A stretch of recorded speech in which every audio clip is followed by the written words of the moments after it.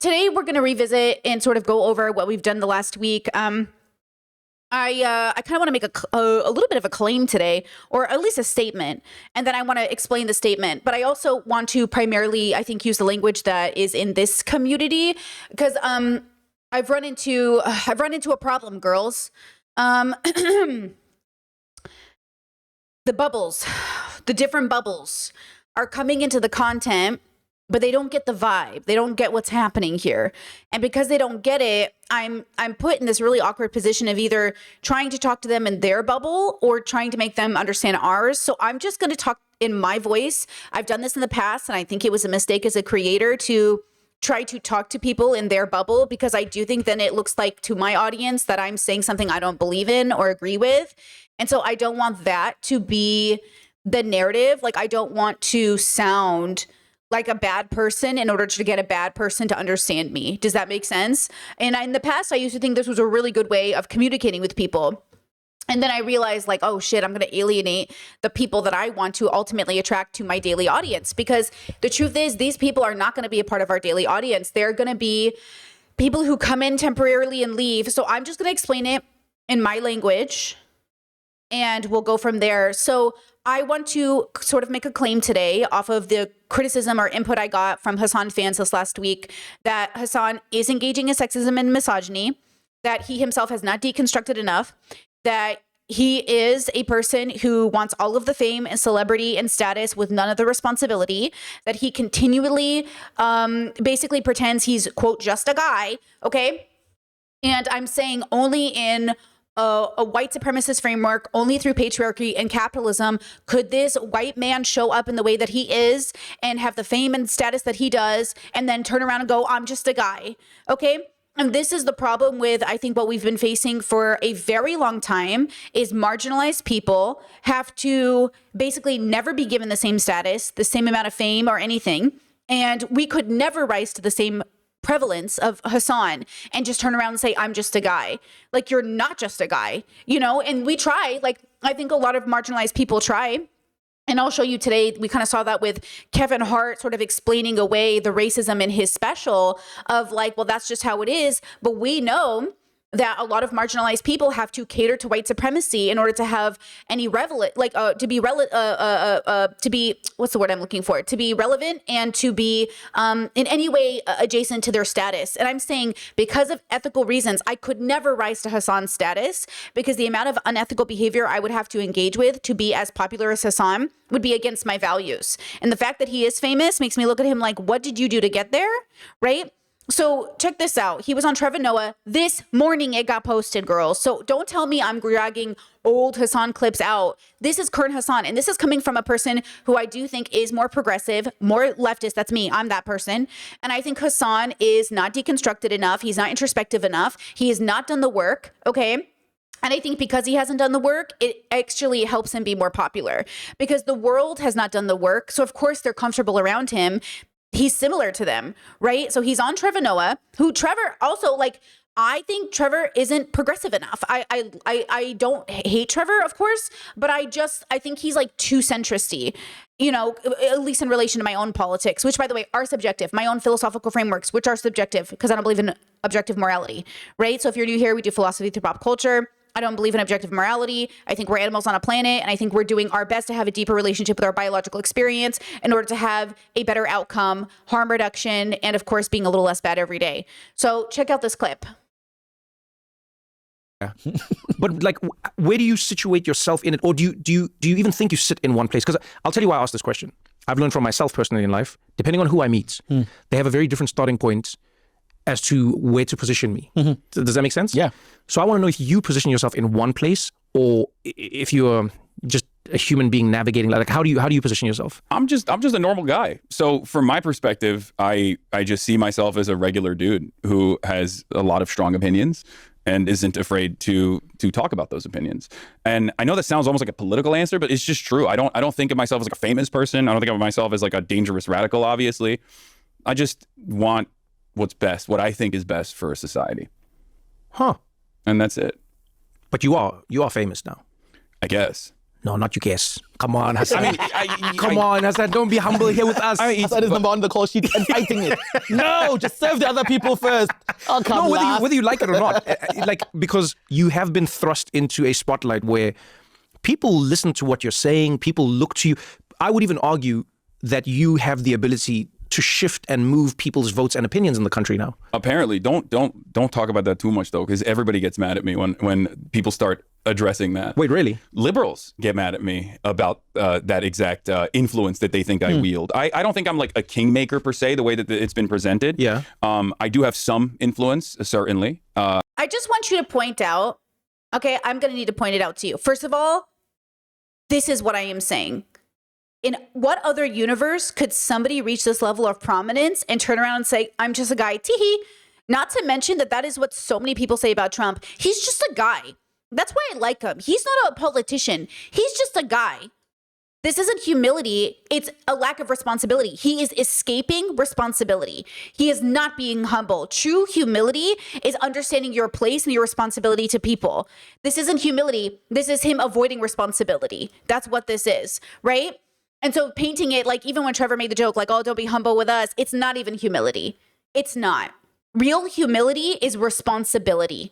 Okay. So I want to frame this whole conversation away from patriarchy, and I want to center it on children, right? So if children are watching Hasan, how are they supposed to understand this statement?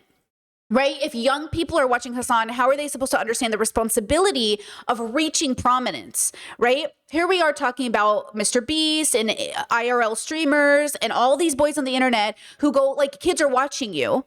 And then here's Hasan, you know, dressing up in his little suit and showing up on Trevor Noah, interviewing politicians, you know, talking to all these people. And he's just like, I'm just a guy.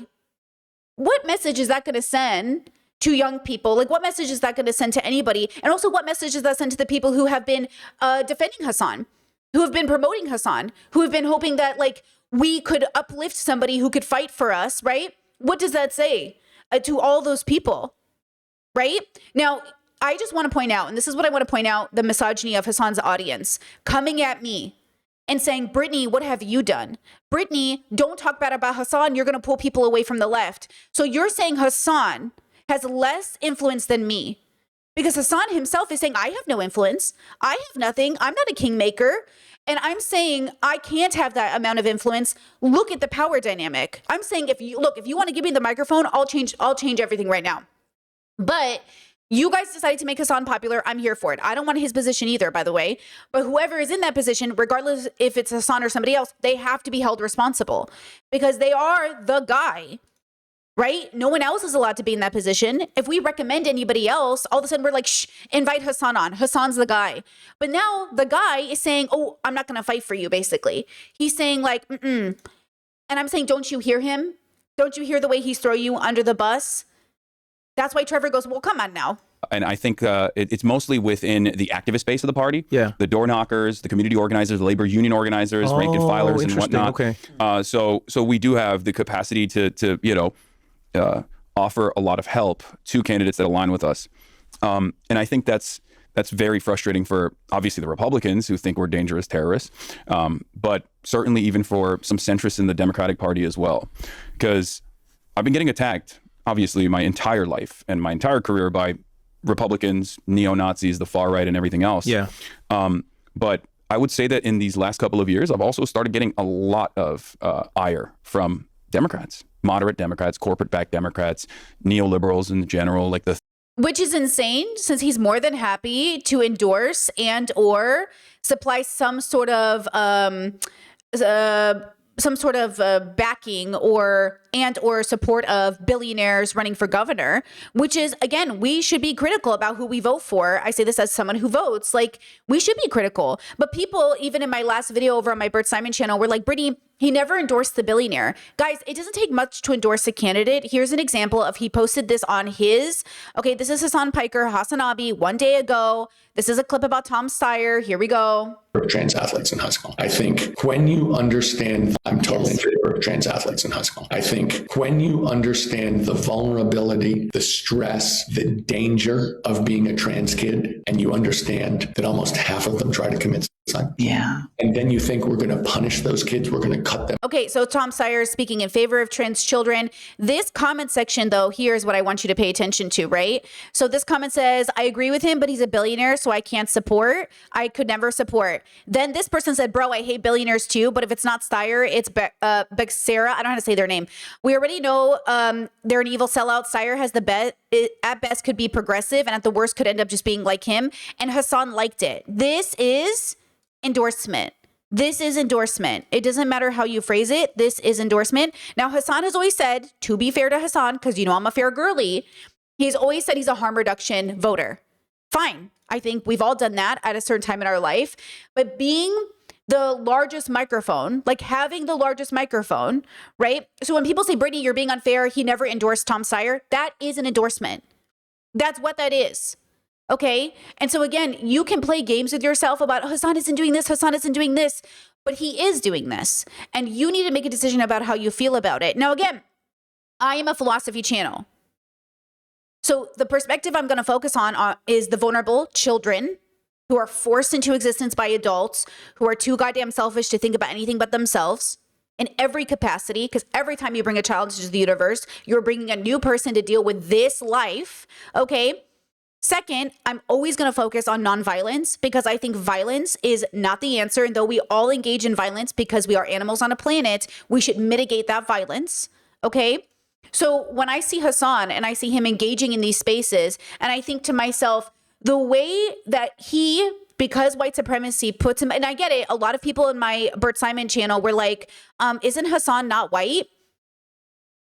Okay, so again, when they come into my chat and say, why is this white woman coming for Hasan when he's a Muslim man? You guys have to understand we are the same. Like, you can't call Hasan not white and me not white. If Hasan's name was Jake, you would not know he was a Muslim. You would not know he came from a Muslim background. Look at him like a Jake. Call him Jake in your head 100 times until you start to see it. And you're like, oh yeah, dude, he looks like a Jake. He is not a brown man. He's a white man. I am a white woman, okay? So you cannot sit here and talk about, when we talk about white supremacy, you can't sit there and look at Hasan and say like, oh, he's specific. Like, yes, there are people who are Islamophobic. Yes, there are people who are going to discriminate against Hasan for who he is. And yes, people will see the name Hasan. But from a leftist perspective, Hasan is a white man because he benefits from white supremacy. The same way I needed to deconstruct that. You didn't think that hurt my feelings when black people first told me, Brittany, you're a white woman. And I was like, am I white? Am I white? And they're like, you are white. I was like, I'm white? Like, you think that didn't hurt my feelings? Of course it hurt my feelings because I'm an Assyrian lady. And I think that's very, very important. But of course I'm still white. It doesn't matter. So you have to deconstruct it. And I'm saying you have to introspect too. You can deconstruct and then introspect, deconstruct and introspect, extrospect. I'm saying Hasan hasn't done the work. That's why he can move aside when people say slurs or just go like this or hand wave away racism because he doesn't fucking care. Because he's focused on leftist perspective, which, to be fair, is consistent with his platform, that anti-capitalism takes precedent over identity politics. But again, when we have this conversation, we have to understand that, at least from my perspective, what good is anti-capitalism if it isn't also focusing on the fact that capitalism stays in place because white people don't want brown and black people to succeed?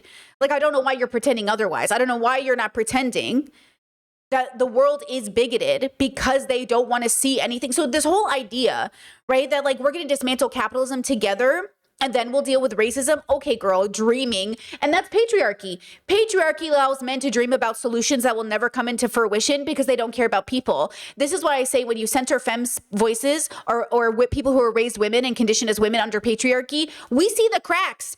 We see why this is never going to work because men talk to us. We hear people talk. We know what's happening because you guys, you know what I mean? So this idea that we're going to somehow do this together, no, we're not. No, we're not. And like, it's not going to matter. None of these men who are so busy fighting for, quote, anti-capitalism are ever going to do their due diligence to deconstruct their patriarchal beliefs or the way that they've been brainwashed by patriarchy. Okay. And I'll make that clear. So as we move into this, though, okay, I want to stop and pause and just talk about this for a second about Hasan saying America deserved 9/11. And again, reframe everything I do from the perspective of protecting children and protecting the vulnerable. Because again, I don't want to advocate for something I don't believe in. But when I am faced, and this is the dilemma of being a creator, so ask questions if you have it, ask clarifying questions, is like I am arguing with like 20 different bubbles, and all of them are coming at different places into this conversation, right? So you're going to see in the future of the stream men saying, oh, Hasan made more fun of the men than the women, so how is he a misogynist? That's not how that works. That's not how that works, but I can see why you think that's how it works, because I also at some time in my life thought that's how it works, but it doesn't, okay? So check this out. I got this question from a chatter that is great chatter. Love this chatter, right? Oh my gosh, Brittany, love the content. But when you say something that basically equates to America didn't deserve 9/11 for meddling in foreign affairs and enacting violence on innocent people, just like Palestinians don't deserve to die for simply existing, that can come off as very tone deaf. Like, I think I get where you're coming from, but I think about it even slightly superficially. All I see is basically a white passing woman equating the genocide of innocent Palestinians to the violence that American citizens suffered as the consequence of violence their tax dollars enacted. Does that make sense? Like, an innocent person in Palestine is the same as an innocent person in America, but as an American, you can only be so innocent. Willfully or not, your participation in your nation state makes you complicit in one form or another. Like, being a passive American citizen makes you complicit in to the atrocities. That's just a fact.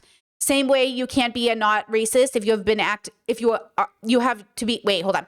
The same way you can't be just not racist, you have to be actively anti-racist. Love the content, love your work always. Just thought I'd shed some light on how that part of the video can come off to people. Okay, obviously 100%.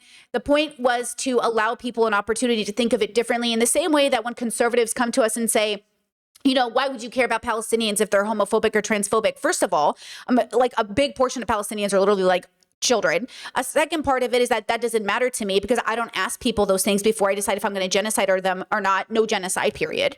Right? This is an argument from conservatives to say, right, that like violent, and this is patriarchy. This is what I'm trying to say about patriarchy, is there are patriarchal justifications for killing people's children because under patriarchy, offspring are the continuation of liberation. So when people target children, it is a patriarchal move. And I'm saying you cannot say anyone deserves suffering and think it doesn't come directly from patriarchy, right?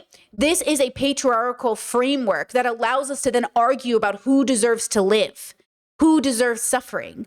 And I'm saying no one deserves to suffer, including the people who enact the suffering, right? So I said, I hear you, but listen to me when I say that all people are innocent when they die because of men's patriarchal entitlement. If we started bombing American malls to kill Nazis and my family was there, they would have been innocent in that, right?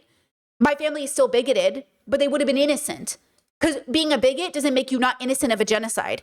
Being bigoted does not make you then innocent of men's entitlement to killing thousands of people, millions of people, because they think it's fair.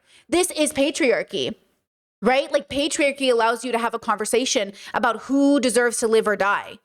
Right? So, okay, just for context, and we'll expand upon it. So give me a second. Here's what I said. Okay, here's the timestamp. Made over on my Bert Simon channel. Like when Hasan said America deserved 9/11, nobody deserves suffering. It's like when people say Anita deserved to die, this woman at the Tim Hortons. Anita didn't deserve to die.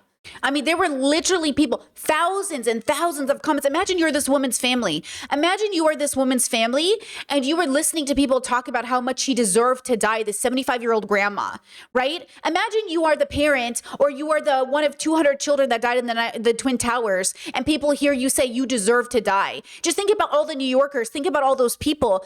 From a humanitarian perspective, from a very like anti-patriarchal perspective, no one deserves this, right? But the justification, Bin Laden's letter to Americans saying America is complicit, they deserve to die. This is patriarchy. And I'm saying tone deaf or not tone deaf, and I definitely don't want to be tone deaf, so definitely correct me, right?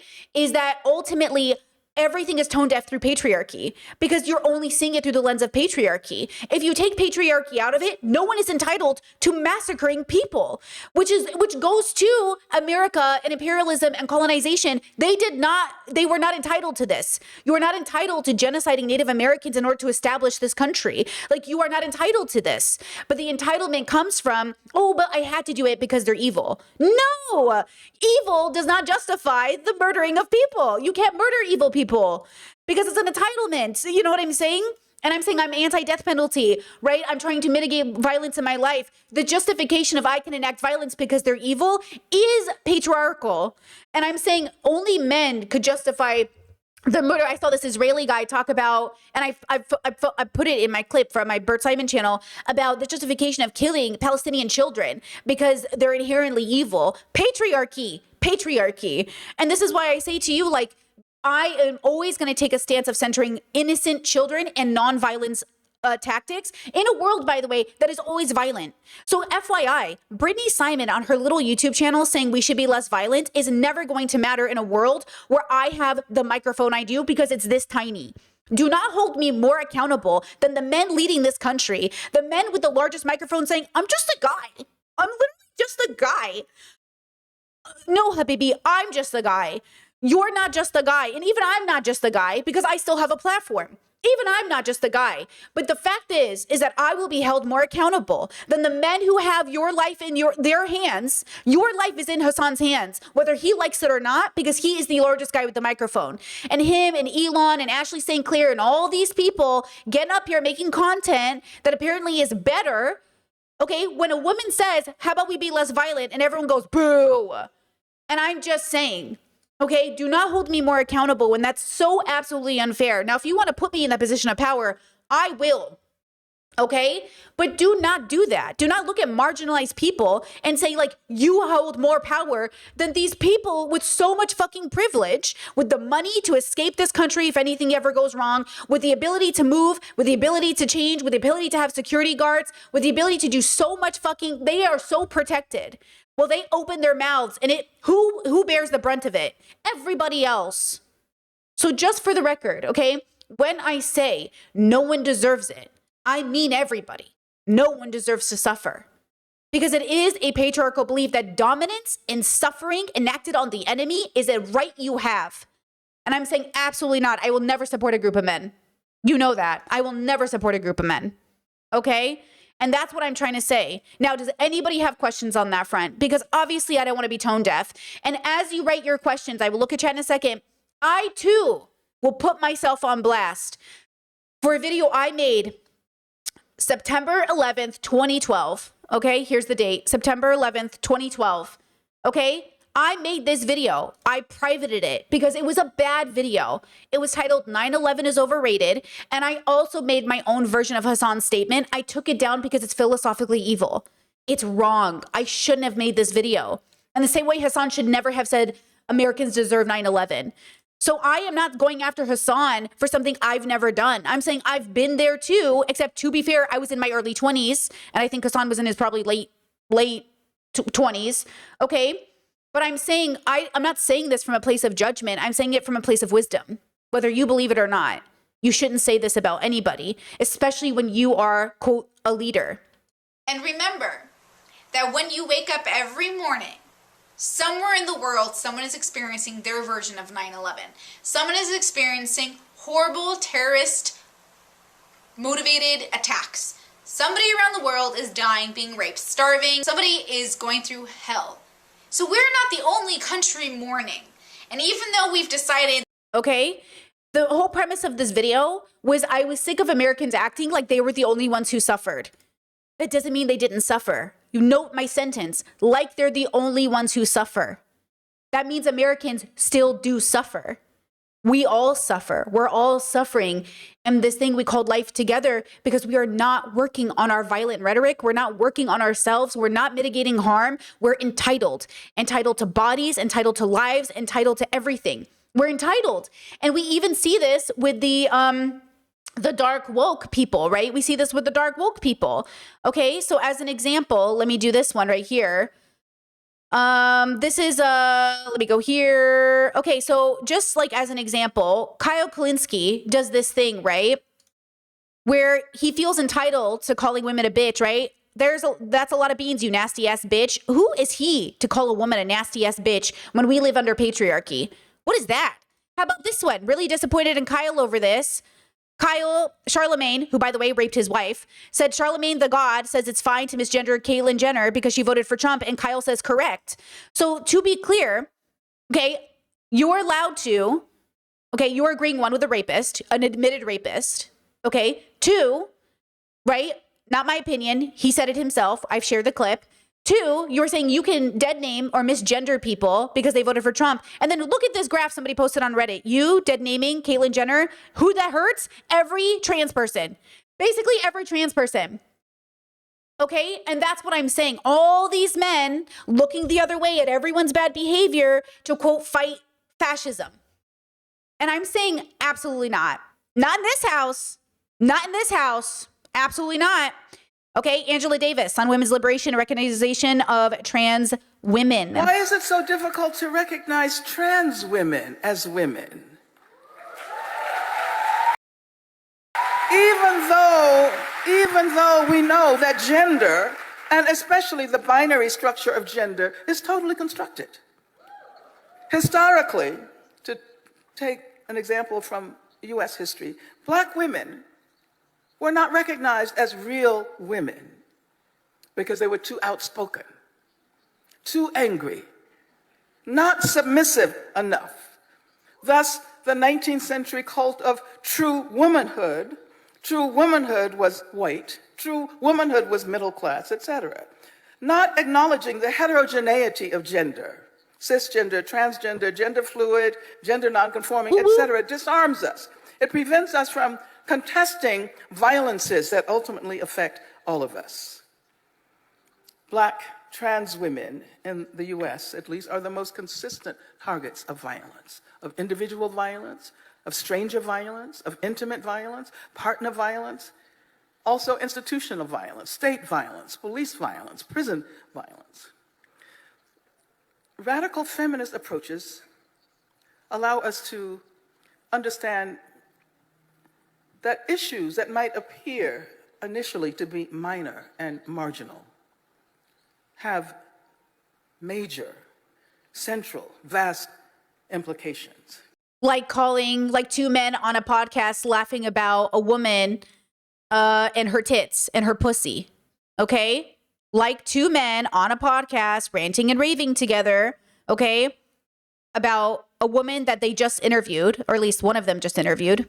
But anyway, this woman, I would be shocked if she's not playing an angle, right? You think she, in her soul, thinks who knows? I suspect. I want to believe that. You want to believe? I want to believe that she's woke. I want to believe. You're pathetic. This is how you're gonna end up in jail, bro. She's gonna be like, so tell me, Hasan, about all that cool stuff you were doing in Cuba. She's gonna have the fucking. She's gonna have the wire in her pussy. Bro, that's so funny. That's what people are reclaiming because the subpoena came right after. The subpoena came right after she was here. Hey, talk into my pussy about what kind of illegal stuff you did in Cuba. Oh my god, it's crazy. Okay? It's all connected. It's all connected. Okay? I'll show you something else too that really frustrated me. So yesterday on stream, I had mentioned, because I'm always annoyed that Hasan's content is very like sexual, and it's not a safe space in 2026 to be out here throwing around accusations that everyone who hates Hasan just wants to fuck him. That's a very dangerous narrative to send around. Not to mention his fans making videos like this, right? So why do you listen to Hasan Piker so much, bro? In his podcast, right? It made my dick hard, okay? And that's how we judge our military how hard it makes our dicks, okay? Think about how hard my dick was when it made my cock hard, and that's what we do things for. What's the other objective? The objective is my penis rock hard? The answer is yes. What can it cut? Diamonds. That's right. Hoorah! Okay, and then it's like, oh, like, look at the first photo, like, people share, is like this photo. Like, Jesus Christ, guys, come on. Like, get over it, you know? And all these people, you know, be serious. Like, you know what I'm saying? Okay, so then yesterday on stream, I mentioned, and this is why I'm saying, like, the amount of bad faith that comes into my channel is one. Okay, so there's 3 ways I'm judged by Hasan people. And this is why I say Hasan's community is a cesspool, the same way as any boy on the internet is, okay? Oh, and by the way, did anybody have any questions? Hold on. How do you respond to those that distinguish how Hasan meant America as a state deserved 9/11? I think it's fine. And I've already given Hasan good faith criticism saying, I know what he meant to say, but it was still wrong to say it. And it was still wrong to say it. I already give him that good faith. He's right that America's engagement in the world has brought upon this consequence. All patriarchy, men as a system, has brought upon us the consequence. Women suffer at the hands of patriarchy. Trans, gay, lesbian people are suffering at the hands of patriarchy. Little boys are suffering at the hands of patriarchy. Hasan's not wrong, but he's complicit. He's absolutely adding fuel to the fire by being misogynistic and sexist. So yes, I agree with him that America is not innocent as a country, as a government, but neither is any group of men. Again, men want to blame governments, but they'll never blame men as a system. Men will blame literally everyone but men. They will blame women, gay people, trans people before they ever blame men as a system. And I'm saying patriarchy is absolutely important in our dismantling of the system. Okay? This focus on capitalism being the focus is a distraction because who maintains capital? Men. Patriarchy is maintained, okay? Capital. So again, this idea of white supremacy, capital, patriarchy, like you are missing the point that a lot of people of color, a lot of black men who maintain their patriarchal beliefs is because their desire to be successful comes through the means of capitalism, of adhering to the standard of what white men are expected to be and are able to become, right? Hasan is Hasan because of white supremacy. So when people say, Brittany, is Hasan white though? He is as white as I am white. So if I became the number one person with a microphone, you should have questions about why Brittany, a girl named Brittany, who yes, might be West Asian, rose to prominence because white supremacy would tolerate me, but it won't in the same way. So here are the criticisms I get. Oh, Hasan is paying your rent. You talk about him so much. That's the same thing Ethan Klein people say to me too, right? That's misogyny. That I can't have an opinion about a celebrity, a popular person. I can't make content about Jordan Peterson because he's paying my rent. What does that even mean? Because Hasan tells his fans, I'm just a guy.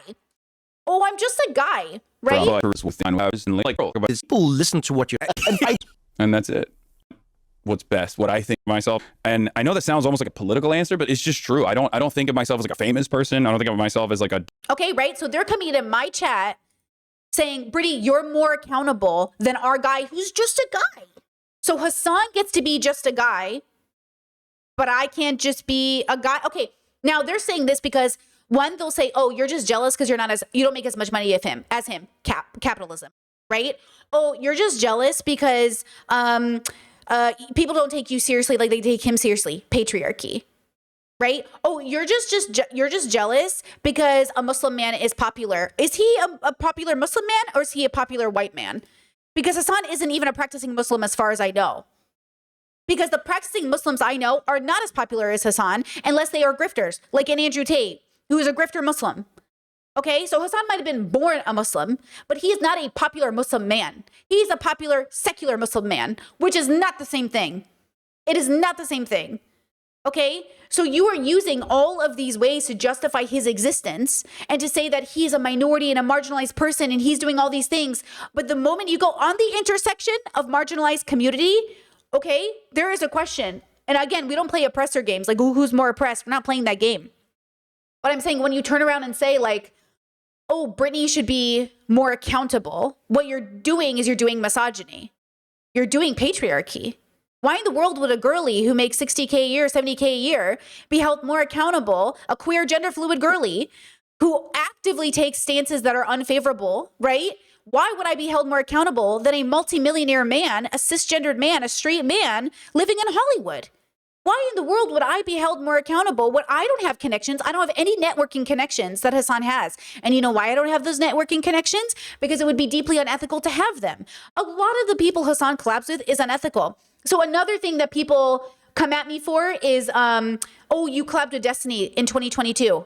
I did collab with Destiny in 2022. And do you remember why I collabed with Destiny? Because at that point in my life, and up until that point in my life, I had always remained consistent with I will collab with anyone who will have a conversation with me. And I did. And I continued to do so until I realized, you know what?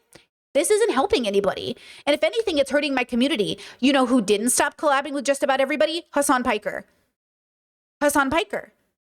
Because in 2026, he would still be willing to collaborate with anybody that he thinks would be interesting or clout-driven or anything. And I won't do that. So for his fans to come into my chat and say, Brittany's bad because she collabed with Destiny, why? You can't throw that at me. You have no right to throw that at me. When Hasan collabed with Destiny, far more consistent. They had a completely different relationship. Okay, that is completely different. But you can't throw that at me. Second, I already made it clear that I won't collab with people that are as problematic or near problematic as Destiny, which is why I won't collab with any of those people, including Hasan. But for people to say like, oh, Hasan has to do that because he has to debate Asmongold or Charlie Kirk or any of these bad people because somebody has to do it. No, he doesn't. The Necessary podcast, or the Unnecessary Conversation podcast, that one, absolutely not. So again, this conversation about like, oh, Hasan has to platform Ashley St. Clair. No, he doesn't. No, he doesn't. Okay.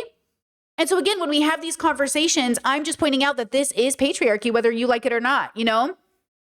And so again, like Hasan can't be the guy and get no backlash. It's like that TikToker. I love this TikToker said, I love Zoran as a person. He's so great, but tomorrow he will be held accountable because he's not just our friend. He's in a position of power. He's a public servant.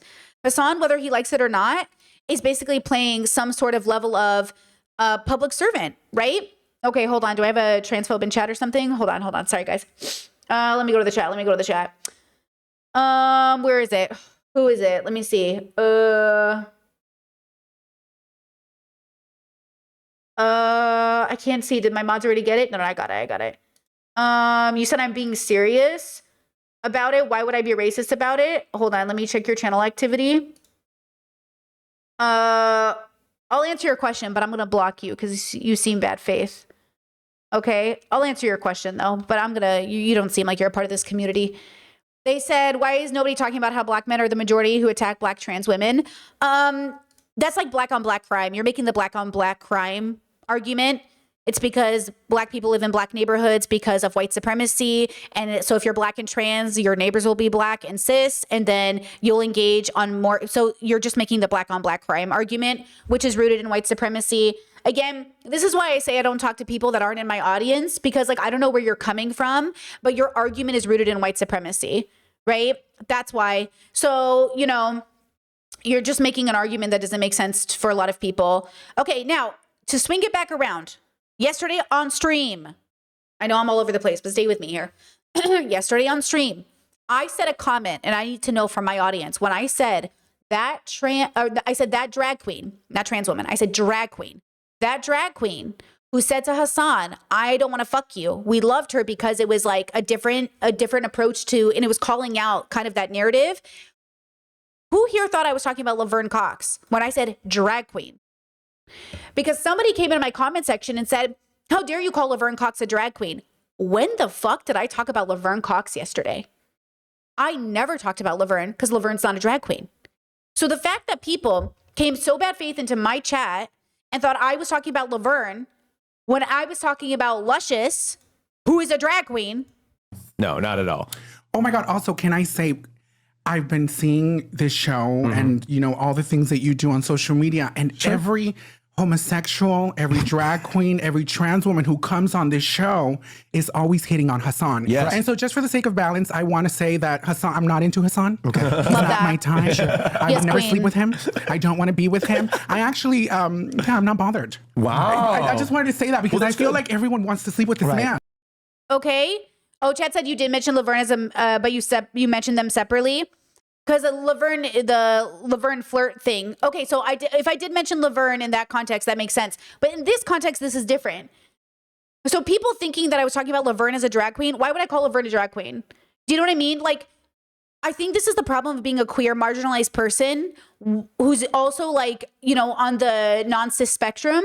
Like, why would you think that? And it's because you're not understanding what we're doing here. Okay? And so that's what I'm saying. Like, how am I even supposed to combat these ideas if people aren't even... So when I say Hasan's community comes into my chat and yells at me, do you understand that you are fighting on behalf of a white cis man against marginalized people who are making salient points? I'm not trying to weaponize my identity. I'm not trying to say because my identity, I'm smarter than Hasan. I'm trying to say, and my identity has informed my position. And because of my identity, I've also deconstructed XYZ. And I think it is harder for white cis men to deconstruct homophobia, transphobia, and racism because they are not incentivized to do the same. I have to do it. It's my lived experience. So I'm not using my identity to say, oh, Hasan can't speak because I'm this. I'm saying because of this, I have. Okay? Also, just to take a pause and celebrate a drag king. Meet the 81-year-old who's been a drag in drag for 61 years. She was doing drag before most of this crowd was born. My name is Saldana, and I hold the Guinness World Records of the oldest performing drag king in the world. Love She's that. 81. She cleans houses during the week. But when she 81. lucks out with weekend gigs, she becomes someone else entirely. I put myself out there on stage and just forget everything else that's around me. Welcome to the stage, Eldania! Eldania, whose real name is Elsie Saldana, has been performing for 61 years. And she's still got moves, not just on stage. I just move them on. Let's just give them a nice smile and charm. For this drag king, the big break is always just one more show away. It makes me happy in my heart and soul because I love it so much, and I hope to continue until I'm at least 90. Absolutely love, okay?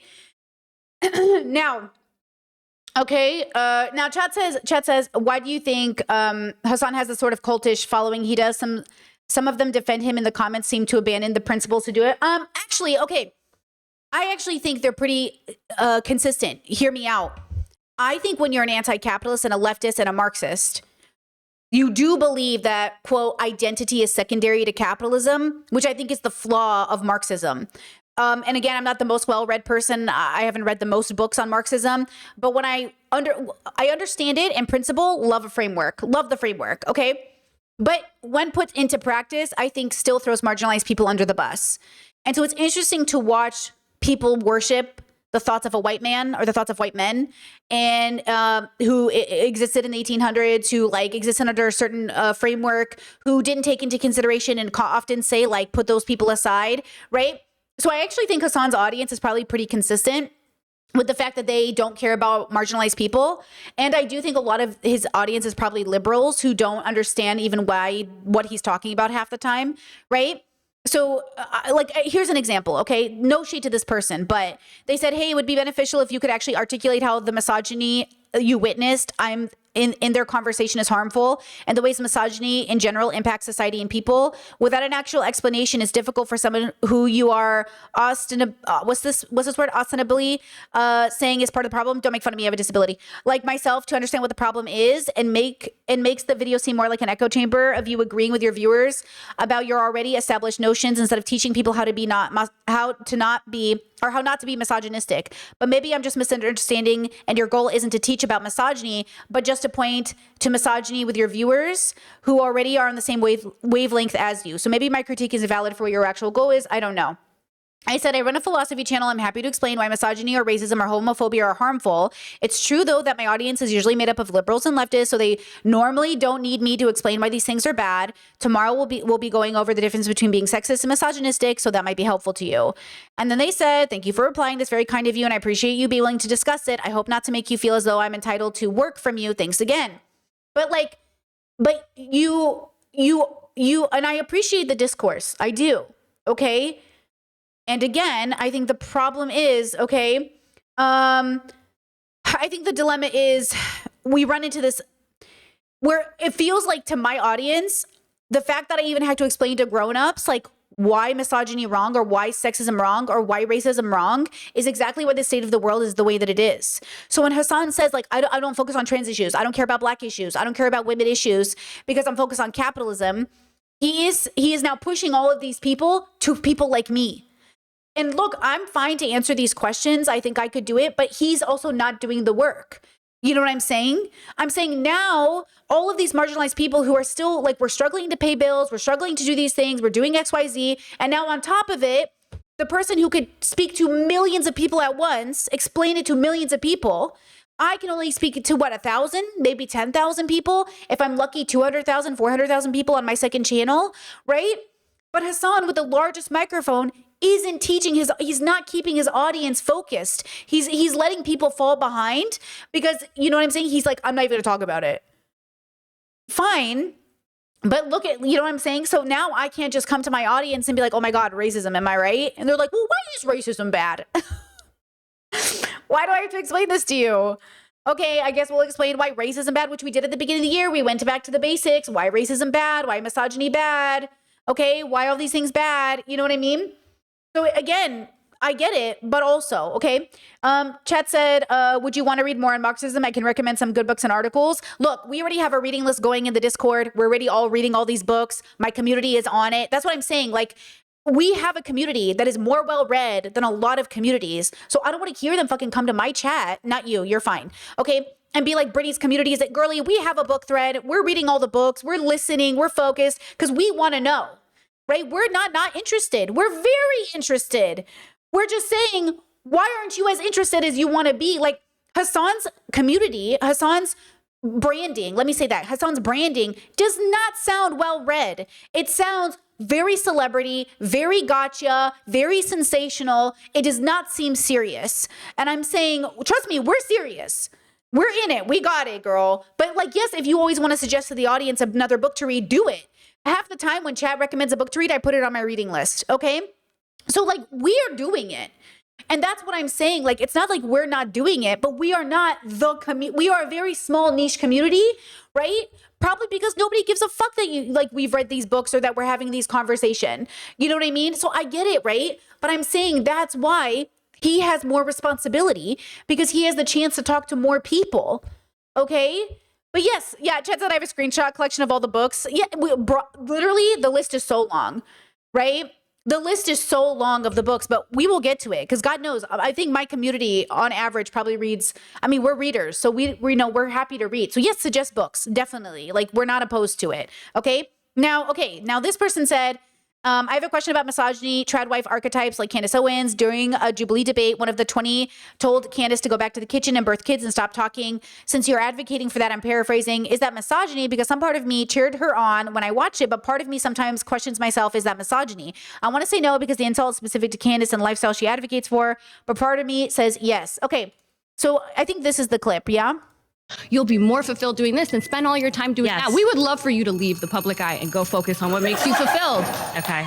But when you sit here and you go, right? You'll be more fulfilled doing this and spend all if this is the clip you're talking about, so what she's doing is she's enacting a sexist talking point in order to throw it back in Candace's face with the understanding that Candace herself is using misogyny and sexism to make her initial point. So she is not a sexist person. She's using a sexist talking point to throw it back in Candace's face. It's not misogyny, right? Because women can't do misogyny. Women can only have internalized misogyny, right? Like, it's different.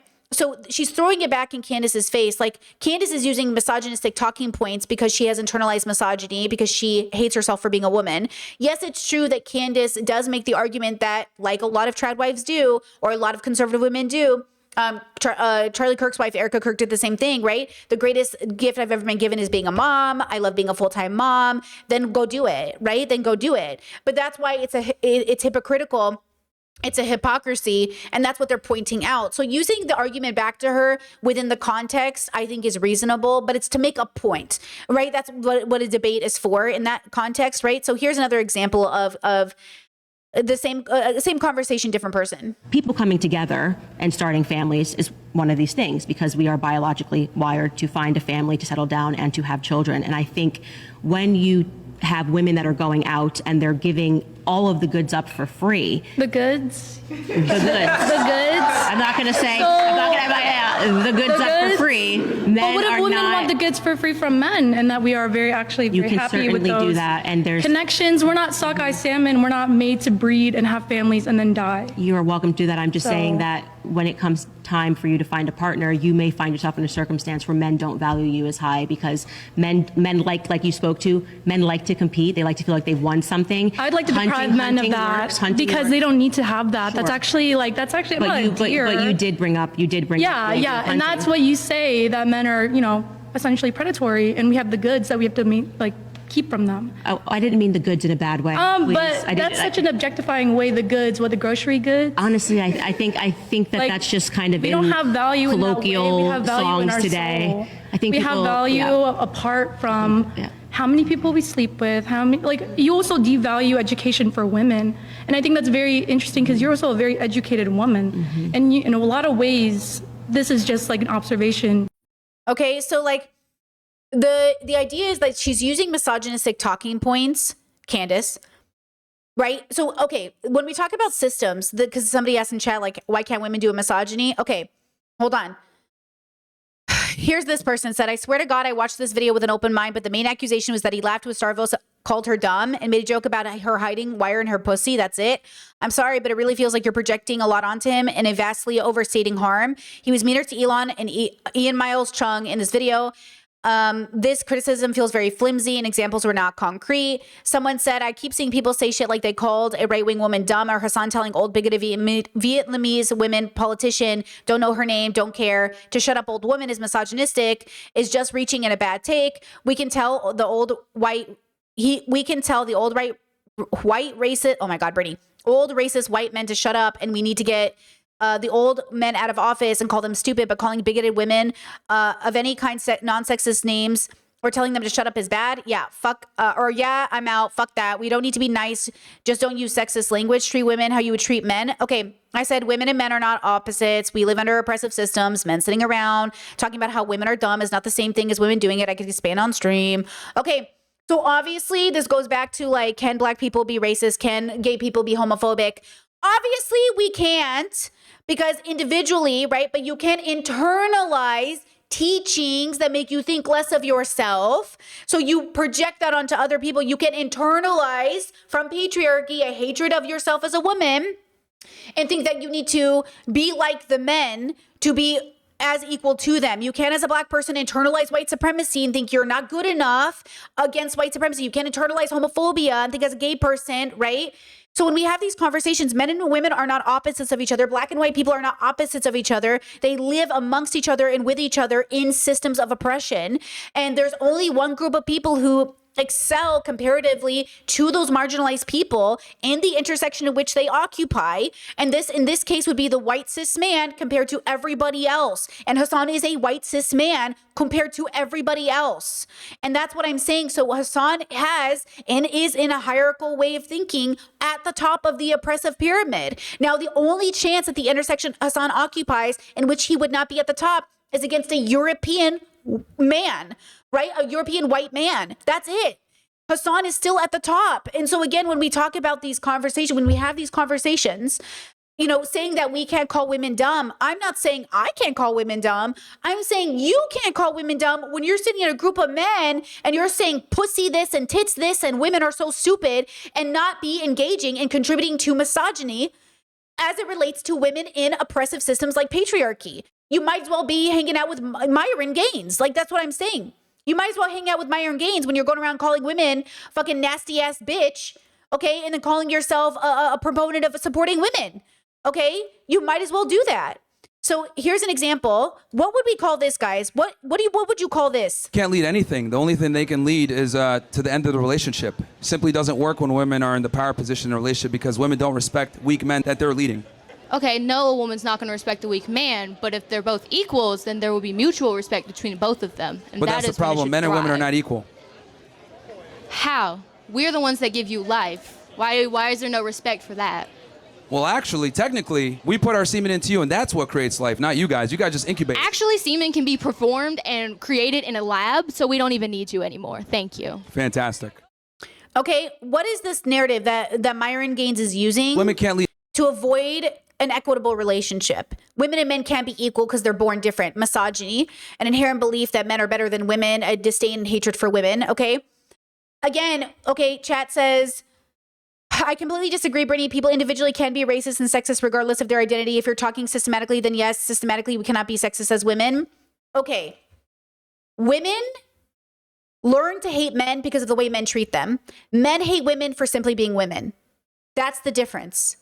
Women do not hate men for simply being men. They start to hate men because of the way men treat them, rape them, talk badly to them. They grow resentful of men. That is typically what happens. Typically. Almost every woman, I've never even seen a rad femme, the most radical feminist you've ever met, the most radical, I quote, identity misandrist, will always say it's because of the way that men rape women. That is different. Myron will say because of the way women are born, we hate women, they're less than us. Simply existing as a woman means you are simply less. See how no woman had to hurt him for him to hate women? See how he never references anything women have ever done to him to hate women? That is the difference. Okay? That is why when we talk about marginalized people, under white supremacy, and we talk about homophobia, and we talk about transphobia, most of the marginalized people would be absolutely chill as fuck with white people if white people didn't create the system that uplifts them and keeps them at the top and keeps everybody else at the bottom. It's a retaliation. It's to say, why are you doing this to us? We were chill with you until you were not chill with us. And that's the point. And that's what I'm trying to say to you. Us existing is enough for you to hate us. We simply exist. This is why when we talk about white supremacists being obsessed with black people, it's like there's this meme where it shows a white person sleeping and they're thinking about black people and hating black people. It's because you hate black people for simply existing. Your anti-blackness is there. They're just black. And you're like, hate them. That's not the same thing as a black person who's been so marginalized or so attacked or so targeted by white people to be like, fuck white people. That is not the same thing. Black people do not go to sleep thinking about how much they hate white women or white men. They think about how much they hate the way they've been harmed, targeted, and exploited by whiteness. And so it's a completely different conversation. Okay? Another example, guys, of Starvos and Hasan, what they engaged with, sitting around and talking about women in this really derogatory and disgusting way. Okay? So imagine you have two guys, two straight conservative men who are anti-gay marriage, sitting around talking about a gay person. And they're like, oh my God, he's so gross. I think he's a pervert. I think he's a pedophile. Like, oh, these gay people are pedophiles. Okay, that is different than people sitting around and saying, dude, these fucking men are all pedophiles. Like these men are pedophiles. These Christians are pedophiles. When the Catholic Church has spent millions and millions of dollars supporting sex criminals, that is a different commentary than two Christian men sitting in a room talking about how gay people are predators. And that's basically what they engaged with. Hasan and Starvos sat there and basically engaged in two cis men talking bad about women, body parts, derogatory language, using basically a tool that Myron Gaines would be happy to use himself against women. It's a completely different context.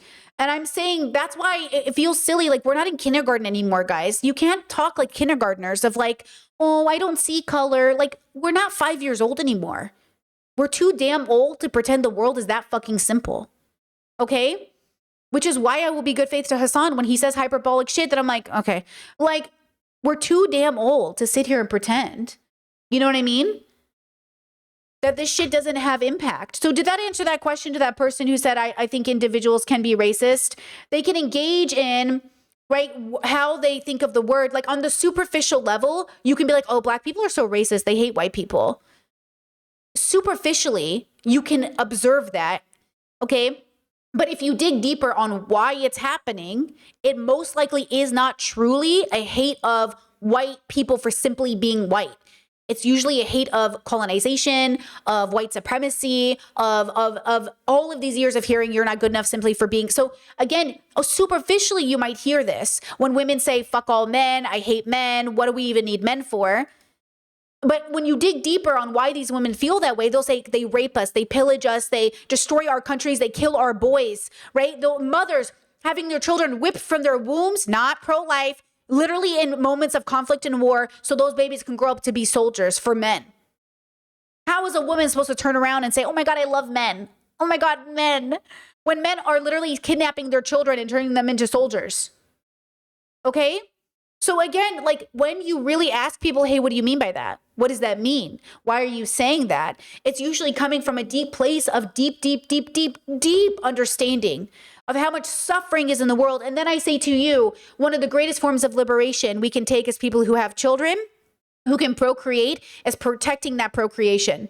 Look what's happening with the wizard Liz, trying her best to fight patriarchy in the worst possible fucking way because she was not liberated from patriarchy, but instead tried to win that at their own game. You cannot be patriarchy at its own game. You cannot be racism at its own game, guys. You can't be capitalism at its own game, guys. You can't. It's not how it works. And what's happening to wizard Liz? Got pregnant by the worst man who's driving her absolutely crazy because she tried to be patriarchy at its own game. Never going to happen. Stop listening to women who haven't deconstructed enough. Even though they're anti-patriarchy, they still think they can be patriarchy at its own game. You can't.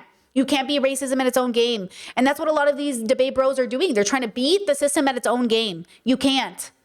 You can't. And again, and I say this to you as embodied leftists, why are you giving Hasan more money? I mean, really think about it. Why would you give a person who's a millionaire more money? Right? He's making a minimum $200,000 a month off your donations. Why are you donating to a millionaire? Why doesn't Hasan have enough money to last him a lifetime? Yes, is the answer. Yes, he does. Why are you giving him a penny more of your money? Now, if he has a product you really, really want, like merch or something, sure. And even then, right? But why are you giving him more money? Why wouldn't you then, distribute those funds to more marginalized people? Why wouldn't you give it to different smaller creators? Not me, by the way, not me. I'm not talking about me. I'm talking about why wouldn't you give it to more people though? And I'm not telling you what to do with your money, for the record. I'm asking you to challenge your positioning as an anti-capitalist. Oh yeah, why am I giving more money to them? Now, if you want something from him directly, that's fine. Okay? Again, that's fine. And I'm not saying you have to do it. I'm saying just ask yourself. That's it. That's all I'm ever asking is like, oh, I wonder why we do this. But even asking the question is enough for people just to freak out. Okay, now here's Clavicular talking to a group of women. What would you call this action? Tits. Are they real? Oops. You got big tits. Are they real? No? Oh, it's okay. They did a good job. But they look real, don't they? He says, you got big tits. Are they real? Okay. Why would you ask that question? Right? Because it's a normalized form of sexism that's in the bubble, right? And listen, we all grew up with that. We had to deconstruct it a lot, especially as millennials, right? And if you're in a queer, safe space, it might not be rude if your gay friend's like, oh my God, girl, are your tits real? And I'm like, no, they're not. Or yes, they are, right? That might be a different safe space. But when a straight man like Clavicular, or at least a assumed straight man, is sitting here in this position on a stream where he knows misogyny is rampant, and he looks at a woman and goes, your tits are huge. That's a completely different interaction. Now, he might not inherently believe that women are less than men. This might just be on the surface level, a sexist comment. Okay, now let's talk about misogyny and sexism a little bit clearer. So, misogyny is believing that women are inherently less than men because of a biological predisposition, that men are born inherently better. Example, this is a very example, right? So Myron Gaines is a misogynist. He thinks women and men are literally different in a literally derogatory way, okay? Which is different than a man who might be like, oh no, I think men and women are the same. Like, we're the same. Though I do think for some reason, I feel like, a good example is I think men and women are the same for sure. But when the baby poops in its diaper, my wife's just better at changing it. Why is your wife better at changing it? I don't know, dude. There's just something about her. Like, she gets it.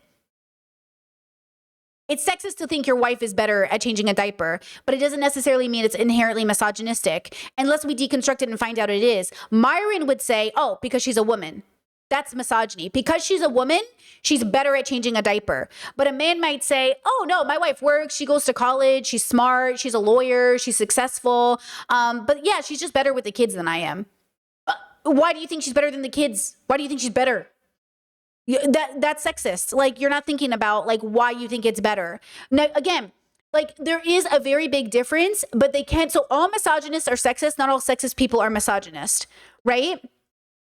So when we have this conversation, it's we have to think about our relationship too. So another example is saying women who dress slutty deserve to be raped. Misogyny. Man, she didn't deserve to be raped. I just wish she covered up more. Sexist. Sexism that enables misogyny. Sexism that enables misogyny. Okay? Victim blaming enables misogyny and often comes from people. Okay. Example with racism, of course, is white people who touch black people's hair because they think it's so pretty. Racist. Don't do that. Fucking weirdo. Because you're not touching their hair for any other reason than it's black hair, and you're saying that it's uniquely different than anyone else's hair and then deserves to be objectified and then now you feel entitled to touching it. It's racism, but it's a racism, but you might not even think of yourself as a racist because you also maybe you believe you have black family, or maybe you have black family or friends, or you work, or you vote for, or it's you're dealing with you're not a white supremacist KKK Nazi, but it's also a racism. Don't do that. You're engaging in something. You're engaging with it's okay. Bad empanada going after FD's hair. Don't talk about his hair. Now you might say, well, why can't we talk about black people's hair, but we can talk about white people's hair? Because there's not this historical context connected to hair. Look, if you want, in the future, once we dismantle racism and white supremacy and it no longer exists, joke, okay? Sure, you could talk about black people's hair, but you can't talk about black people's hair in this social context because it's just, you know what I'm saying? So for Bad Empanada to so casually just spill out of his mouth comments about FD's hair, it's like, again, you can't actually just talk about his hair. Now, again, this might be hard for you because you're thinking, oh, with my friends, with my loved ones, that's not what we're talking about. Okay? This is a public figure making a public statement in a public way for everyone to see publicly. This is not a private conversation between loved ones. This is, you know what I'm saying? This is a very different conversation. So when you come out here and you have these conversations, an example, black women have been asking white women to be very careful about when they engage with girl, because when you girl only at black women, do you know what I'm saying, girlies? Be very careful as white women to feel like, oh, I'm just trying to connect. But if the only time you turn on the girl is when you're around black women, it is engaging in a racism. Because now you're only enacting this energy around black people. You're acting different around black people. That's what I'm saying. When you act different around people. So, okay, all of this stuff is layered. It's layered. I'm not trying to make anyone feel bad, but it's layered. So again, when you put on a voice, when you talk a certain way, when you interact with people, and you know how I know all this? I watch black creators. That's all it takes. Like, watch black creators and they will teach you, they will tell you, they will advocate. And you just have to say, okay, when am I using it? When am I not using it? Like, when can I say girl in a way that is actually unifying? And when can I say girl when it's not unifying? When do I catch myself? Okay, that's all we're asking, okay? We're asking for you to consider it. You know, I'm not, again, everyone, we're not attacking, we're not trying to say, but if we can't even say, if black communities, if black women can't even say, you know, with Hasan, I can't even say Hasan is being sexist without a bunch of men from his community coming and dragging me. So then you'll say, why don't women ever tell us? Women never tell us anything. Black people never tell us anything. Gay people never tell us anything. Because when we do, you turn around and go, so when is it? When am I allowed to say, oh, hey, like, if you don't, like, just FYI, don't say that. Okay. Let's see. Chat says, Brittany, what would you say to those white women that say they do girl to only white people as a form of survival, similar to code switching? Wait, Brittany, what would you say to white women that say they do girl to only white people as a form of survival, similar to code switching for black people? I don't think I understand that social context. White women surviving with white women? You're saying white women say girl to white women. Can you expand on that? I'm not sure what social situation that might look like, right? I'm not sure what that means. Yeah, chat said all we're asking is for basic consideration. Exactly. All we're advocating is for basic consideration. Because again, if the same way Ethan Klein said to Taylor Lorenz, Hasan will never fuck you. That's basically what Hasan viewers are saying to me when they're saying like, oh, you're just jealous. He's paying your rent. Like, he'll never fuck you. You're not going to be famous like him. You're not going to get attention like him. Like, you just want attention. I could not, because of my ethics, I could not be in Hasan's position because what he did to get there is unethical to me. That's what I'm saying. And you're not getting it, right? Okay, chat says, let's see. Girl, also, we're not part of the same group to connect on what do you know about me outside of being black? Let's see. Chat says I am black. Okay, I'm out here listening to all kinds of black female creators because they tell the truth. True. Let me see. Maybe I missed the. I meant to say only black women. Oh, okay. Let me go back and read the comment. Sorry, Brittany. What would you say to those white women who say they say girl to only black women as a form of survival, similar to code switching for black people? So like, the white woman is trying to signal to the black woman that they're safe. Is that what you mean? I think to the white girl, I would say, be considerate of the fact that the black woman might see it as a form of actually not safety. So I would ask the black woman if it's okay and if we're comfortable. I guess I wouldn't open up with it, maybe. Or maybe I wouldn't, do you know what I'm saying? Like, I know we mirror each other, so that comes into play. So if you're mirroring, I think that could be fine. But I would say that to say internally, I as a white woman will say girl to a black woman to make her feel comfortable. That isn't a guarantee. And it actually probably would backfire more or less. So instead, I would probably just not do that. Do you know what I'm saying? Because now you're intentionally doing it. Now you're saying, oh, because she's black, I'm going to use girl. See, now we're back to the beginning. right? So I think like I think it's more likely to be harmful than helpful, you know? Yeah, Chet says, I think there's plenty of other ways to signal safety. Yeah, I think so too. I think there's probably better ways to signal safety. And so that's where I would, at least from the feedback I've been seeing, like, or at least, not the feedback, but the content I've been seeing on the internet, I think so. Now, okay, here's another example of the ways to, in good faith, kind of move through these topics that I think are important. So, okay, trigger warning, white woman is about to talk and be crazy Islamophobic, okay? Considered Islamophobic if I buy pigs? Is it considered Islamophobic if I buy pigs to keep in my yard just to specifically piss off my Muslim neighbors? Yes. Because why would you why would you buy pigs otherwise? Yes. This woman is a conservative grifter. She's a horrible person. But yes. Do you see the difference? Like, while you do something is everything. While you do something is everything. Okay, if she just bought pigs to have in her yard, like, what does that have to do with anything? But if you buy it because you have Muslim neighbors, yes, it's bad. Because I feel like throwing bacon in their yard might be a little bit of a stretch. Like, do you see how evil this is? This is philosophically evil. This is philosophical evil. This is very, very unethical. This is very bad. Okay? But if I buy pigs, and technically they're on my property, I don't think that that's Islamophobic. But at the same time, do I really care if I come across as Islamophobic? No, I really don't, because fuck my neighbors. Fuck them and their dog-hating selves. They fucked me over by hating my dogs, so now I'm out for blood. You know what I'm saying? Like, that's bad, okay? Now, what if she had a Muslim friend that said, nah, bro, that's so funny, you should do that? Does it make it okay now? Or does that Muslim person, are they suffering from internalized Islamophobia and they're trying to be cool? Okay? This connects to any women, and all of us have done this, I've done this, where we laugh at misogynistic or sexist jokes because we think we're in a safe space with men. I did this with Destiny. I will say that. I thought, because I didn't know who he was, that he was a safe space because he was introduced to me as non-binary. He was introduced to me as a progressive. He was introduced to me as like a guy who's anti-MAGA. And I was like, oh, cool. Yeah, I'll collab with him. That sounds nice. And then we were joking and I thought we were all in on the joke. And then when I realized like, oh, you're actually misogynistic. You're actually like a bad person. I left that community. And do you remember why I had to leave the community? Because I said something against Destiny. In absolutely good faith, I called him out, and then he sent a harassment campaign against me for 2 fucking years and painted me as a crazy girl, a BPD girl, all these things. And by the way, I fought that alone, which I shout out to FD Signifier, who acknowledged in my comment sections. He even said, I'm sorry, you kind of like, you had to deal with that. For 2 years, I dealt with it on my own.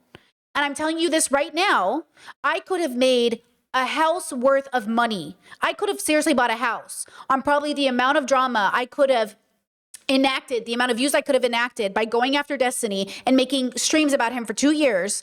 I could have absolutely made a bank, like I could have made a bag. And I didn't, I chose not to do that. I chose in that moment to say, I'm going to learn to stand up for myself without resorting to this type of behavior. The same behavior that got Hasan famous, the same behavior that got him a bag, the same behavior he enacts to this day to stay relevant. And I told myself, I'm not going to do this. Okay? I'm not going to do this. And it was the right decision because, again, I was alone. Because there weren't a bunch of YouTubers coming to my defense. There were a few, mostly Muslims, mostly Muslim men even. There were a few people coming to my defense. But generally speaking, nobody did, so I had to do it alone. And I did it, and I did it. And I survived it, and it was great. You know, I'm better for it. But don't act like I didn't sit there in that space and realize it in real time. Uh-oh, I can't do this anymore. Okay? And don't turn around and say to me like, oh, well, you collabed with Destiny, so you can't, you're a bad person. When your boy Hasan still collaborates with bad people to this day. Just because it's not Destiny doesn't mean he's still not doing it. So don't come in at me. You know what I'm saying? And I did take a loss for it, and it was the right decision to make, okay? It was the right decision to make. Now, Kevin Hart had a roast in which white comedians said the most racist fucking shit. It's still racist even if Kevin Hart approved it, right? So when people say, oh, well, can Hasan be sexist or misogynistic? Like, can he be those things if he fights for women? Yes. Yes. Absolutely. Right? Here's Kevin Hart justifying, it wasn't justifying the roast because you know how it is, right? A tasteful joke to our culture, to our audience, but our audience. This is about the George Floyd joke. That's watching the roast. If you're watching the roast, you get why they're doing it. You get why the racial humor is on the table. Like, it's not. I wasn't shocked. Like, that's what they do. Go look at the Tom Brady one. Like, that's what they do. That's right. He's saying, well, that's just how it is. And that's the racism of it all. That's the anti-blackness of it all, right? And a bunch of black creators have already spoken upon it, of course.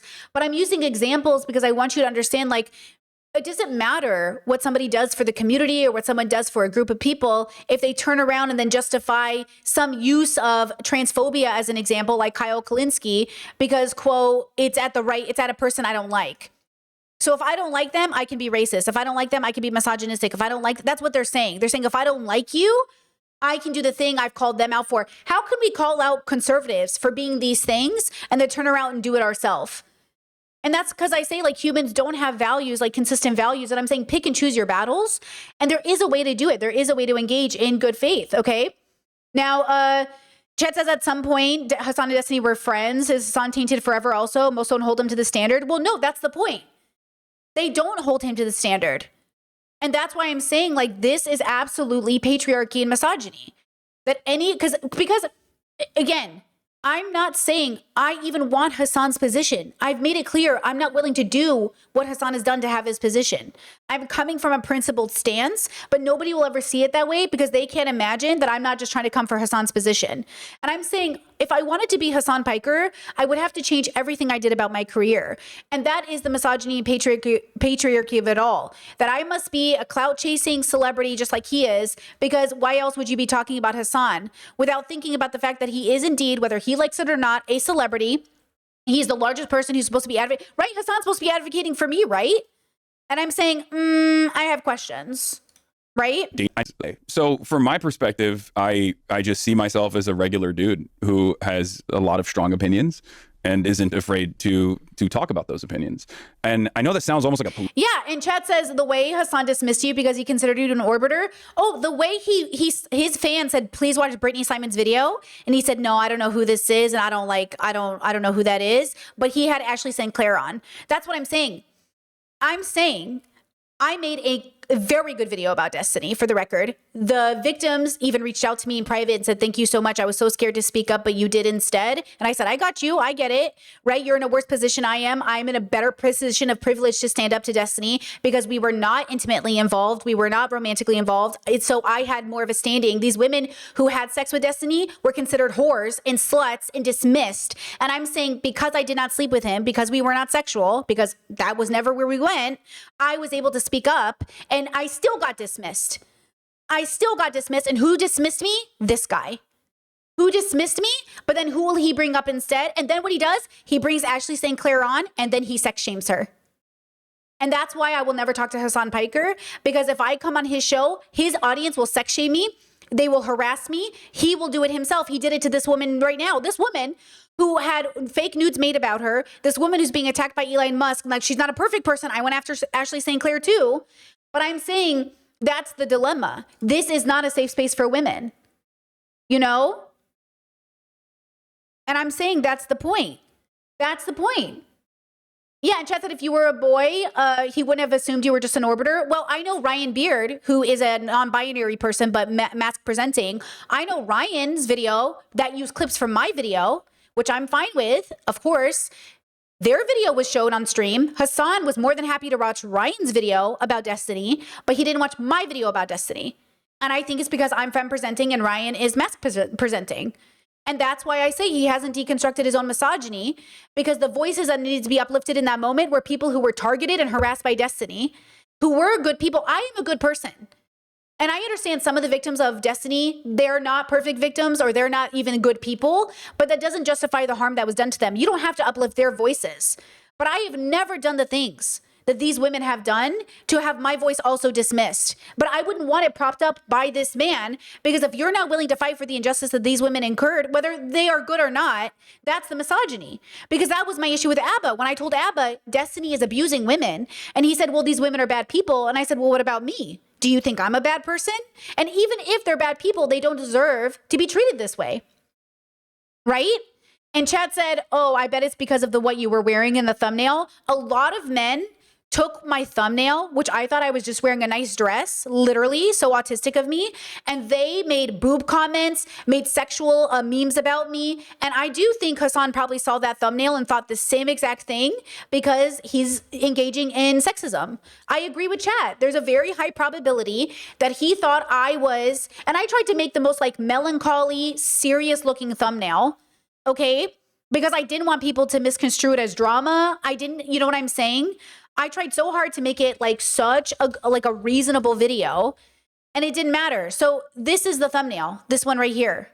Okay, but I changed the thumbnail because the way men were treating me. But this is the dress I was wearing. 2 years for Destiny to figure it out, to go to therapy, and to realize he is the problem. And he hasn't done it. And I am sick of seeing women bear the brunt of this man's abuse. And even though Kelly Jean, who is infamous in the community for mocking me, saying that my illness isn't real, and has been cruel to so many people, even Kelly Jean doesn't deserve this abuse. Because 2 wrongs don't make a right. Except that Destiny believes it does. And I just want to make sure that we understand that about his character. So it's heavily requested.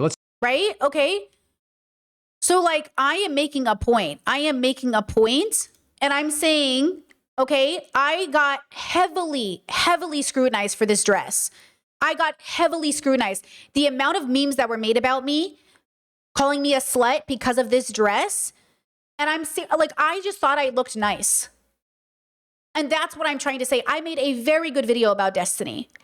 And by the way, even though people were really mean to me in those comments, a lot of people came back and apologized after the Lauren Southern leaks because they realized I was telling the truth. Because I was trying to tell the truth. I just didn't have the receipts because I had been told it verbally. But it was true. And that's what I'm saying. And so again, whether we like it or not, that is misogyny. And I know my chat's like, but there is no boob. I don't get it. But the men thought there was boob. Regardless of what women in this audience or deconstructed men in this audience think, the men from those communities who saw me in that dress made it all about my breasts. So again, when you ask like, you know, what's sexism, what's misogyny, these things are all layered and they all intersect together. But when you say like, why do you think Hasan's engaging in this behavior? Or why do you think this is wrong? Or why do you think this is sexist? This woman, I would be shocked if she's not playing an angle, right? You think she, in her soul, thinks who knows? Like, I suspect. I want to believe that. You want to believe? I want to believe that she's woke. I want to believe. You're pathetic. This is how you're gonna end up in jail, bro. She's gonna be like, so tell me, Hasan, about all that cool stuff you were doing in Cuba. She's gonna have the she's gonna have the wire in her pussy. Bro, that's so funny. That's what people were reclaiming because the subpoena came right after. The subpoena came right after she was here. Hey, talk into my pussy about what kind of illegal stuff you did in Cuba. Oh my god. It's crazy. I disavow this. This is gonna be. I think she's changed. I hope so, and it is funny that she's talking shit about Elon, of course. Yeah, I mean, I'm gonna. You ready? Of course. Are you ready, chat? And she's a piece of ass. I'm not even gonna see it first. Of course. Are you ready, chat? And she's a piece of ass. Did he just say she's a piece of ass? Of course. Yeah, I mean, I'm gonna. You ready? Of course. Are you ready, chat? And she's a piece of ass. Did he just say she's a piece of ass? Of course. Yeah, I mean, I'm gonna. You ready? Of course. Are you ready, chat? And she's a piece of ass. Yeah, she's a piece of ass. Brother in Christ, and Hasan didn't stop it or say something. That's crazy. I'm not even gonna see it first. Chat's gonna see it before I do. Okay, this is what I mean. So with peace and love, if there's anything about my past you want to bring up, for the most part, I will talk about it. There is some legal stuff that I can't talk about because I won court cases and I'm not going to talk about it. But if there's something about my past, about the work I've done, I'll talk about it, girls, because I am here to use myself as an example of somebody who's learned. But at the same time, remember that when you put us 1-to-1, I haven't done fucking anything compared to all these people. My reputation is so much cleaner than these people. And that's why to this day, I think they can't do shit about it. Because again, like, I'm not that bad of a person, bro. We're all bad, but some people, you know what I mean? 2026 making fucking she's a piece of ass jokes. Are you serious? How does this not play into conservative talking points that Ashley St. Clair is just a slut who's going after her ex? Like, read the room, Hasan Piker. And that's what I'm saying. Like, this, you know, infantilization of Hasan has got to stop. I'm just a guy. I'm just literally a guy, bro. I'm literally like a guy. Political answer, but it's just true. I don't think of myself as like a famous person. I don't think of myself as like a dangerous radical, obviously. I just want what's best, what I think is best for a society. Huh. And that's it. But you are famous now. I guess. No, not you guess. Come on, Hasan. Come on, Hasan. Don't be humble here with us. Hasan is number one on the call sheet and fighting it. No, just serve the other people first. I'll come last. Whether you like it or not. Like, so you know how I say this and people are like, you're just jealous. Okay, is Trevor Noah jealous? So when Brittany Simon says it, she's just a jealous. Okay, is Trevor Noah jealous? Or is he just right? That Hasan is trying to play this fucking game with us and you guys are letting him get away with it because you too want to believe he's just a guy. Just like MAGA wants to believe Trump is just a guy. Okay? Trump is, he's just a guy. That's why I like him. He's not a real politician. That's what you're doing to Hasan. So is Trevor Noah just jealous? Come on now. False humility, exactly. Chad said the false humility is frustrating. It is such a slap in the face to every person who's put him in this position in hopes that he would advocate for them. It is such a slap in the face for him to say that. And yes, Hasan is basically Joe Rogan without any of the funny joke. Okay, Joe Rogan is not funny. Is this a Joe Rogan fan in chat? Guys, cringe. Okay, no, Hasan is Joe Rogan. Joe Rogan does that too. Oh, I'm just a guy. Joe Rogan's like, I don't have any say in this like election. I'm just a guy. You're not just a guy. You're not just a guy. Okay, what I mean? You guys gotta lock in. Hasan and Joe Rogan, they're not just guys. And I think only white men could get away with saying this and you guys believe it. Not you guys, my audience, but people believe it. Their audiences believe it. You know why? Because their audiences are all embarrassed millionaires. Hasan's too. Hasan's fans are embarrassed, successful activists or something. I don't even know what they are. But you guys all think you could be Hasan because you're just a guy. I really think there are people in their local communities whose names you will never know who are doing more for the world than Hasan Piker is. And that's because he uses every opportunity, whether you like it or not, to get richer and to remove any responsibility that he has from the fact that he has this microphone every day. And people let him get away with it. Okay? And people let him get away with it because you kind of like his story. You want the dream. You want to be him. And I'm saying, how can you want to be him and not understand how many bad things he had to do to get there? So again, you know, anyways, that. I think I explained it. Yes. Does anybody have any questions or comments on this? Did I explain everything I need to explain? I feel like for my audience, obviously we get it, but you might have some nuanced questions. You know, there are like more, obviously I'm not saying my audience never has questions. I'm saying we know the basics, right? Sexism bad, racism bad, misogyny bad. And now we see how this plays into real life and real life politics, right? And this is why I say a lot of marginalized people look at Hasan with a side eye because of the way he throws people under the bus. You know, Chad said the audience is embarrassed millionaires and Hasan is a compromised activist, and I'm generous in calling him an activist.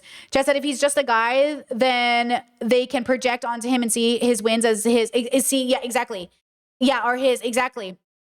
Yeah, 100. Hasan fans are performative socialists. Well, I think like that's the problem, and that's why people call him a champagne socialist. Like, that's the whole dilemma with any criticism we hold in this space. You know what I mean? Like, we're not saying if you believe in white supremacy, then you know you must be unlearning it at all times. If you believe in patriarchy, you must know you must be unlearning it at all times. And I think that's the problem. Like, I think, you know, for a guy who says he believes in these things, he's not unlearning it at all times, you know? Chad says, how do we hold progressive men accountable? Well, I think the dilemma is depending on how much connection or proximity you have to that progressive man. So as an example, like Hasan, an example would be like, absolutely do not give him fucking money. If you are supporting Hasan Piker monetarily, you better fucking unsubscribe, girls. Come on now, unsubscribe, right? I would stop giving him money. That's first and foremost. 2, if you talk about him, be fair and precise with your criticisms, of course, because I do think people unfairly also criticize Hasan. And I think they're muddling the waters for people like me. And that's very frustrating that my criticism of Hasan gets equated to like a Destiny's criticism of Hasan when they're not even the same. You know, what do I care about Zionists and MAGA people criticizing Hasan? Like, we can ignore them. But why are you ignoring the people on the left who are criticizing him, right? If it's somebody in your family, then that would be a different kind of accountability. So you hold people accountable in different ways. But right now, ironically enough, we don't have enough power to hold Hasan accountable. He's too powerful. You gotta love the system at play. He is literally too powerful to be held accountable. The irony is insane. So the best we can do is be clear about where I stand. I don't want my work muddled by his misogyny.